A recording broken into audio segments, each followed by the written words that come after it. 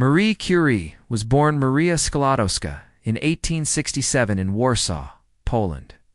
Her world was ruled by Russia, and women weren't allowed to study science. As a child, she lost her mother to tuberculosis and her sister to typhus.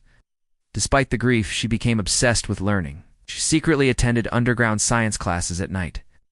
Women weren't allowed in Polish universities. So, she worked as a governess to save money. At 24, she left everything behind and moved to Paris. She studied physics and math at the Sorbonne. It's often cold and starving. She still graduated top of her class. It's where she met Pierre, quiet physicist. They bonded over science, curiosity, and humble values. At first, she declined his proposal to return to Poland. But when Poland rejected her again, she came back to Paris. They married and worked together in a leaky lab. In 1896, Marie began studying uranium rays. She discovered they emitted energy spontaneously. She called it radioactivity.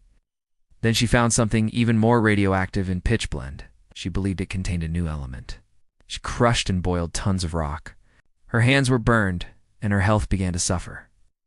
But she discovered polonium, named after Poland. Then she isolated a second element, radium. She became the first woman in France to earn a science doctorate. In 1903, she was almost left out of the Nobel Prize. But Pierre demanded she be credited. They both received the Nobel Prize in physics. Fame came, but no fortune. They refused to patent radium. They believed science belonged to everyone. The work had cost them their health. Pierre suffered. Marie's hands trembled. In 1906, tragedy struck. Pierre was hit and killed by a horse-drawn carriage. Marie was devastated. She isolated herself in grief. But then she returned, stronger. She took Pierre's place at the Sorbonne. She became the first woman to teach there. In 1911, she won her second Nobel Prize for chemistry. She was now the only person to win in two sciences. The media soon turned on her. They exposed a love affair with a fellow scientist. She was branded immoral by the press. Rioters appeared outside her home, but Albert Einstein wrote her a letter of support. "You are a genius," he told her. When World War I began, she took action. She created mobile X-ray units for the battlefield. She trained women to use them, saving thousands of lives. She sold her Nobel medals to fund the war effort. After the war, she opened the Radium Institute. It focused on cancer research and radiation therapy. She raised money globally to fund science. In 1921, she visited America.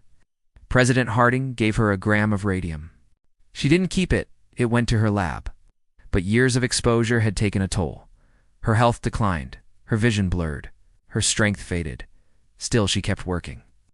In 1934, she was diagnosed with aplastic anemia.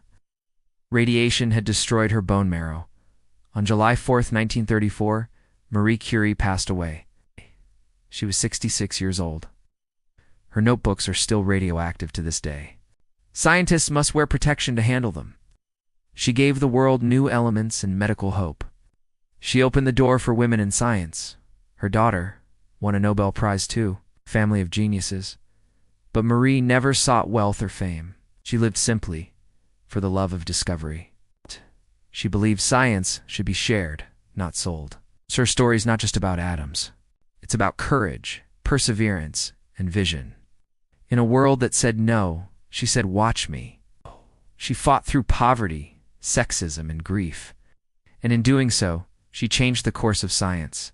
She taught us that even in the darkest times, light can come from within. Not all heroes wear capes. Some wear lab coats. She wasn't just the first woman to win a Nobel. She was the first person to win too. And she did it not for glory, but for humanity.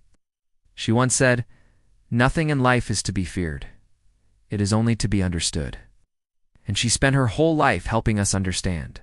Her legacy glows eternally, in every cancer treatment, in every lab where a girl dares to dream, every place science is done without borders. Marie Curie is still teaching us, still inspiring us, still glowing. If this story moved you, comment and share it with someone who needs hope.